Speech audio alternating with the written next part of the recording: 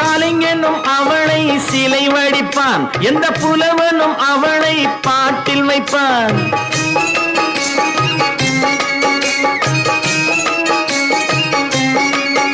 எந்த கலைஞனும் அவளை சிலை வடிப்பான், எந்த புலவனும் அவளை பாட்டில் வைப்பான். அந்த இயற்கையும் அவள் மேல் காதல் கொள்ளும், அவள் நினைவாலே என் காலம் செல்லும். நான் பார்த்ததிலே அவள் ஒருத்தியை தான் நல்ல அழகி என்பேன், நல்ல அழகி என்பேன்.